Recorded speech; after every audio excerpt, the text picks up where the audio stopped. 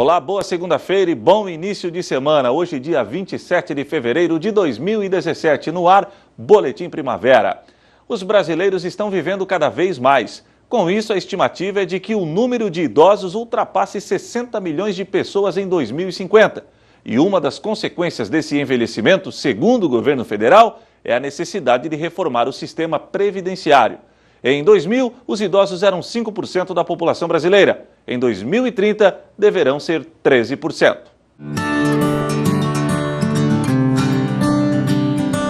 Mal começa o dia e essa praça na zona sul do Rio de Janeiro já está assim, cheia de gente cuidando da saúde.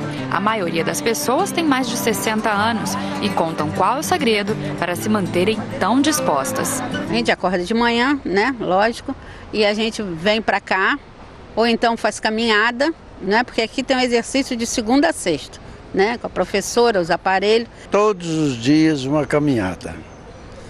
E vou lá para o Fluminense, faço uma natação, 1.000, 2.000 metros. Aos 80 anos, Dona Senhorinha é o exemplo da turma. Vou pagar conta no banco, vou na padaria, vou fazer compra, dou uma caminhadinha, vou mandar forrar sofá e cuidar da minha calapsita. Só isso que eu faço. Cenas como essa devem ser cada vez mais comuns no país daqui para frente. Isso porque a expectativa de vida dos brasileiros está aumentando. Em 2010, o número de idosos no país representava 10% da população. Mas a tendência é que esse número triplique até 2050. A expectativa de vida aumentou, graças aos avanços da tecnologia médica, a melhor acesso a serviços de saúde, melhoria das condições de vida da população de uma maneira geral. Dados do IBGE mostram que no ano 2000, o número de pessoas com mais de 65 anos representava mais de 5% da população total. Naquele ano, a expectativa de vida era de menos de 70 anos. Mas a pirâmide etária vem se transformando ao longo dos anos. No ano passado, o percentual de pessoas acima de 65 anos era de 8% e a expectativa de vida já atingia os 75 anos. Para 2030, devemos ter mais de 13% de pessoas nessa idade e a expectativa de vida deve passar dos 78 anos. Mais idosos por um lado, menos nascimentos por outro. Cada vez mais as famílias estão optando por ter poucos filhos, como é o caso de Cristiane.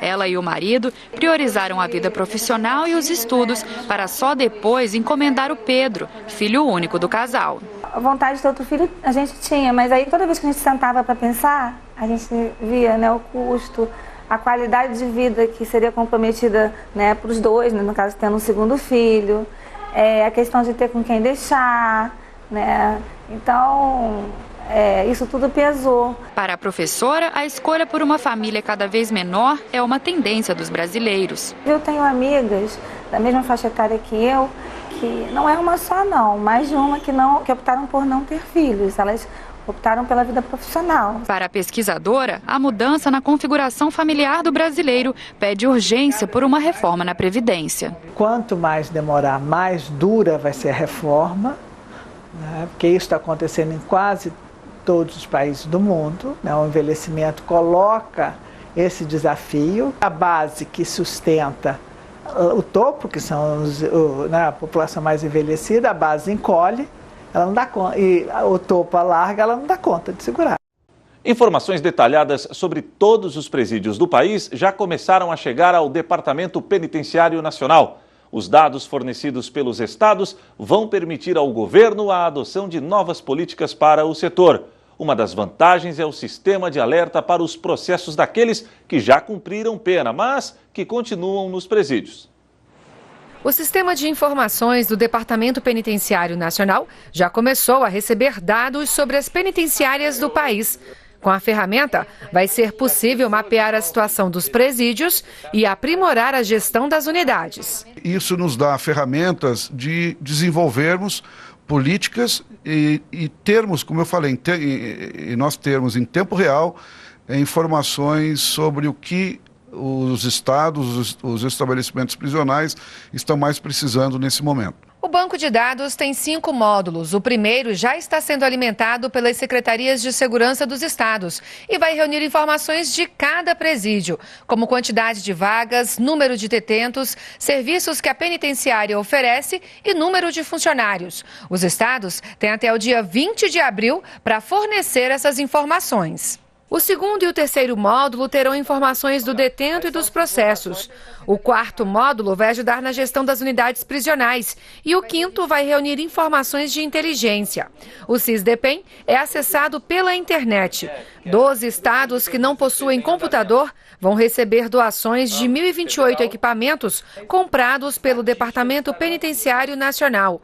Os gestores estaduais já passaram por um treinamento para aprender a usar a ferramenta. Nós reunimos semana passada representantes dos 26 estados e mais o Distrito Federal para terem o primeiro contato com o sistema. Ele é extremamente fácil de operar. A equipe do Cérebro que desenvolveu fez esse sistema da forma mais simples possível, que não tenha grandes dificuldades. O presidente da República, Michel Temer, esteve em São Paulo, onde participou do lançamento da etapa estadual do programa AgroMais. A medida busca desburocratizar o setor de agronegócio brasileiro e facilitar a sua entrada no mercado internacional. Seu Sérgio Lange acordou cedo hoje, mas não foi para cuidar da fazenda de café em Divinolândia, no interior de São Paulo. Vestiu terno e gravata para vir à capital acompanhar o lançamento do programa AgroMais. E o cafeicultor gostou do que ouviu. O tempo gasto com burocracia a gente vai gastar com trabalho, com eficiência, produzir. Não produzir só alimento, produzir trabalho. Assim como seu Sérgio, centenas de produtores rurais paulistas participaram do evento. São Paulo é o segundo estado do país a aderir ao AgroMais. O primeiro foi o Rio Grande do Sul. Lançado em agosto do ano passado pelo Ministério da Agricultura, Pecuária e Abastecimento, o programa pretende diminuir a burocracia, simplificar processos e dar mais agilidade ao setor, e assim aumentar a competitividade do agronegócio brasileiro. O AgroMais vem também para avançar no aprimoramento da tecnologia, da ciência do aprimoramento, de toda uma técnica mais moderna e que vai gerar um processo de desburocratização de vários setores. Que é o setor de crédito, que é o setor de política de mercado. Para o ministro da Agricultura, Blairo Maggi, com 61% do território preservados, 19% usados para a pecuária e apenas 8% pela agricultura, o agronegócio brasileiro é o mais sustentável do mundo. E com o programa AgroMais, nas próximas décadas será possível dobrar a produção preservando a área florestal. Mas o plano é desburocratizar para colher frutos já nos próximos 5 anos. 7% de todo o negócio global de alimentos para passar para 7%. Agora, para 10%, melhor dizendo. Nós temos que, então, olhar para o homem do campo, para as regras, para a burocracia e o governo atender os agricultores, atender todo o setor do agronegócio em tempo certo. Ao falar do AgroMais, o presidente Michel Temer afirmou que o governo federal tem compromisso com a modernidade e exaltou o desenvolvimento e a importância do agronegócio para a economia brasileira. Responsável por 1/5 de toda a riqueza do país, o setor, segundo o presidente, produz muito mais que alimentos. Nós conseguimos reduzir sensivelmente a inflação, que era de 10,70, hoje em janeiro está em 5,35.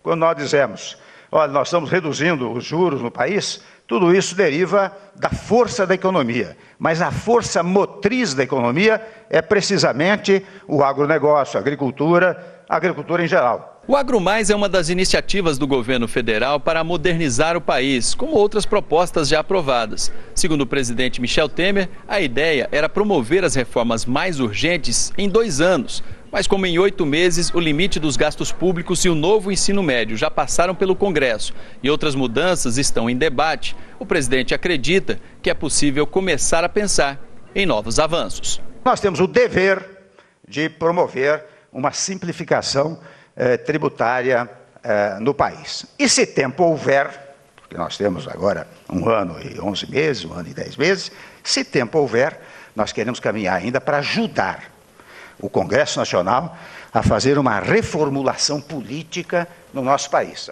E o Boletim Primavera desta segunda-feira fica por aqui. Mais notícias a qualquer momento em nossa programação.